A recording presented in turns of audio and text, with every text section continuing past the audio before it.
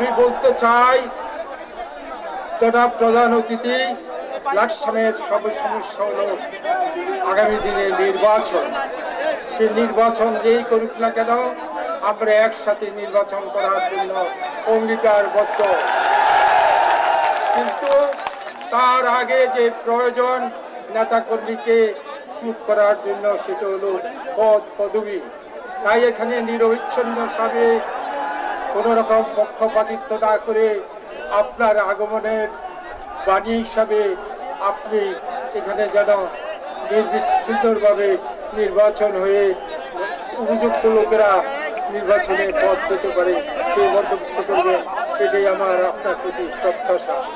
আমরা এমন এক ব্যক্তি দল করি, তিনি আল্লাহ প্রেসিডেন্ট জিয়াউর রহমান, আল্লাহর সম্মানিত, আল্লাহ তাকে সন্তুষ্ট করার জন্য আমাদের নিকট পাঠিয়েছেন।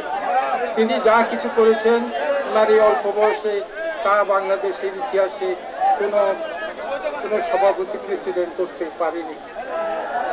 তাই সেই দলের সৈনিক হয়ে আমাদেরকে একটি জিনিস করতে হবে, আমাদেরকে বৈষম্য দূর করতে হবে, আমাদের মধ্যে ঐক্যবদ্ধভাবে এগিয়ে যেতে হবে।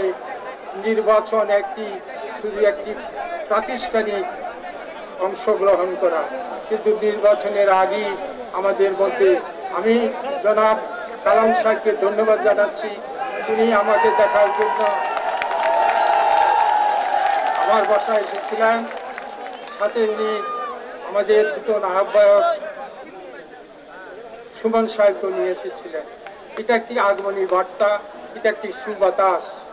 তাই আমি বলতে চাই, লাকসাম, মনোগঞ্জ তথা কুমিল্লা দক্ষিণ জেলার সকল নেতৃবৃন্দের নিকট আমার আহ্বান থাকবে, এই জনগোষ্ঠীকে আপনি দেখেন, এটা হল বিএনপির ঘাঁটি। এখানে 2008 সালে এরকম যারা হয়েছিল, যারা মনে কষ্ট পেয়েছিল, তারা ধানের শীষে ভোট না দিয়ে নৌকায় ভোট দিয়েছিল। তাই বিএনপির ক্যান্ডিডেট পাস করে। আগামীতেও আপনাদেরকে খেয়াল রাখতে হবে, আমাদের ঐক্যের কোনো বিকল্প নাই, ঐক্যই আমাদের শক্তি। আজকে আপনি ফর্মালিটি বাদ দিয়ে ইনফর্মালি ভাবে কুমিল্লা এসেছেন, আমি আশা করি আপনার এই আগমন সুবাতাস বললে লাকসামের মানুষ স্বস্তি পাবে, লাকসামের মানুষ গ্রুপিং দেখবে না, দেখবে এখানে সংহতি।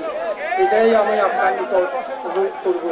কুমিল্লার সকল নেতৃবৃন্দকে বলবো, আমাকে সহায়তা হাত বাড়িয়ে দিন বন্ধু।